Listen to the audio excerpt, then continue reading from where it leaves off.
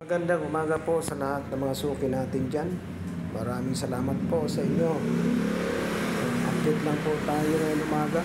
Ito na lang po yung natitirang bigas. Pinindeliver ko ng isang linggo. 6.2 tons po ito. Pero ngayon siya nasako na lang. Kaya maraming salamat sa lahat po ng mga suki natin dyan sa Tagaray Island. Lalo na po dyan sa Napaw, Langaton, dyan po sa may Kabasan, Kawayan, lalo na po taga Misebes. Salamat po sa inyong lahat.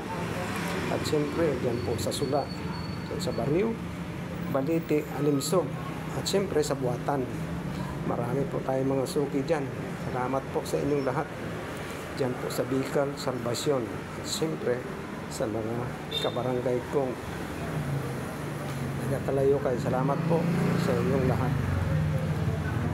Yan, sa mga taga-sentro po ang Santo Domingo, salamat po.